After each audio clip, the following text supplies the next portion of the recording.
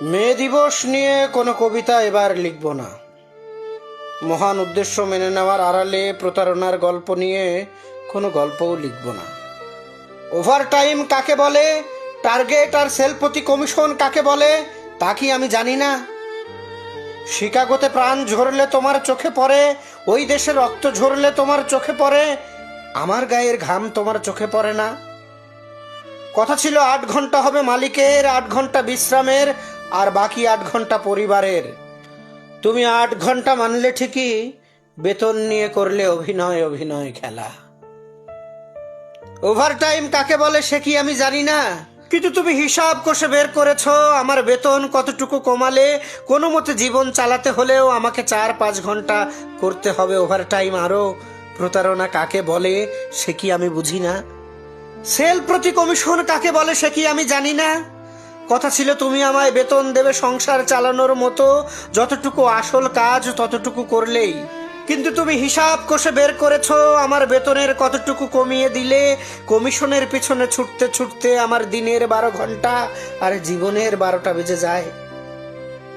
তুমি আমায় মে দিবস দেখাও, তুমি আমায় মে দিবসের ছুটি দেখাও। যে সময় ছিল সন্তান আর পার্কের, যে সময় ছিল প্রিয় আর পাহাড়ের, সে সময় আমি তোমায় দিয়েছি সারা বছর। তুমি আমায় মে দিবস দেখাও, তুমি আমায় মে দিবসের সম্মান দেখাও। তুমি সেই সাধু না? তুমি তো মিলিয়েছ মালিকের হাতে হাত। খোঁজ নিলে দেখা যাবে নামে বেনামে তুমিও মালিক। তুমি সেই সাধু না? 5 তারকায় বসে যে স্বচ্ছ কাচের মোচক গ্লাসে চুমুক দিয়ে ঝেড়েছ বয়ান, চা শ্রমিকের মজুরি বাড়ালে, তাদের সন্তানরা পড়ালেখা করে বড় হলে, তাদের জীবন উন্নত হলে এ কাজে আসবে কে? তখন কি হবে শিল্পের? তবু তোমার দেয়া দাওয়াতের মেহমান আমি হব, তবু তোমার সাজানো মঞ্চে তোমার শিখিয়ে দেওয়া বক্তৃতা আমি দেব। যদি তুমি আমায় সদুত্তর দাও, গার্মেন্টসকে তুমি শিল্প বলেছ, কর্মীকে কেন শিল্পী বলনি? চা তৈরিকে তুমি শিল্প বলেছ, চা চাষিকে কেন শিল্পী বলনি? চামড়া, পাট, ওষুধ, চিনি, সিমেন্ট, সিরামিক কিংবা জাহাজ, এত কিছু শিল্প হলো তোমার চোখে, শ্রমিক কেন শিল্পী হলো না? শিল্পীর সম্মানের সাথে আমাদের সম্মান মেলে না বলে, শিল্পীর সম্মানের সাথে আমাদের সম্মানই মেলে না বলে।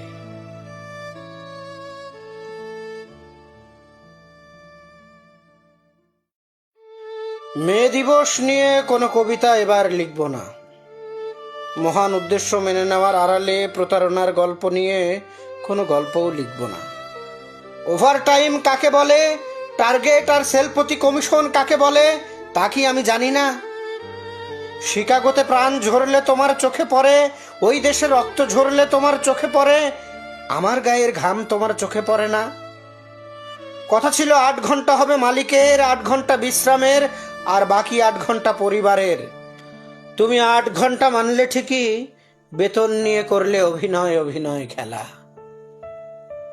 ওভারটাইম কাকে বলে সে কি আমি জানি না, কিন্তু তুমি হিসাব কষে বের করেছো আমার বেতন কতটুকু কমালে কোনো মতে জীবন চালাতে হলেও আমাকে 4-5 ঘন্টা করতে হবে ওভারটাইম আরো। প্রতারণা কাকে বলে সে কি আমি বুঝি না? সেল প্রতি কমিশন কাকে বলে সে কি আমি জানি না? কথা ছিল তুমি আমায় বেতন দেবে সংসার চালানোর মতো, যতটুকু আসল কাজ ততটুকু করলেই। কিন্তু তুমি হিসাব কষে বের করেছো আমার বেতনের কতটুকু কমিয়ে দিলে কমিশনের পিছনে ছুটতে ছুটতে আমার দিনের 12 ঘন্টা আর জীবনের 12টা বেজে যায়। তুমি আমায় মে দিবস দেখাও, তুমি আমায় মে দিবসের ছুটি দেখাও। যে সময় ছিল সন্তান আর পার্কের, যে সময় ছিল প্রিয় আর পাহাড়ের, সে সময় আমি তোমায় দিয়েছি সারা বছর। তুমি আমায় মে দিবস দেখাও, তুমি আমায় মে দিবসের সম্মান দেখাও। তুমি সেই সাধু না? তুমি তো মিলিয়েছ মালিকের হাতে হাত। খোঁজ নিলে দেখা যাবে নামে বেনামে তুমিও মালিক। তুমি সেই সাধু না? 5 তারকায় বসে যে স্বচ্ছ কাচের মোচক গ্লাসে চুমুক দিয়ে ঝেড়েছ বয়ান, চা শ্রমিকের মজুরি বাড়ালে, তাদের সন্তানরা পড়ালেখা করে বড় হলে, তাদের জীবন উন্নত হলে এ কাজে আসবে কে? তখন কি হবে শিল্পের? তবু তোমার দেয়া দাওয়াতের মেহমান আমি হব, তবু তোমার সাজানো মঞ্চে তোমার শিখিয়ে দেওয়া বক্তৃতা আমি দেব। যদি তুমি আমায় সদুত্তর দাও, গার্মেন্টসকে তুমি শিল্প বলেছ, কর্মীকে কেন শিল্পী বলনি? চা তৈরিকে তুমি শিল্প বলেছ, চা চাষিকে কেন শিল্পী বলনি? চামড়া, পাট, ওষুধ, চিনি, সিমেন্ট, সিরামিক কিংবা জাহাজ, এত কিছু শিল্প হলো তোমার চোখে, শ্রমিক কেন শিল্পী হলো না? শিল্পীর সম্মানের সাথে আমাদের সম্মান মেলে না বলে, শিল্পীর সম্মানের সাথে আমাদের সম্মানই মেলে না বলে।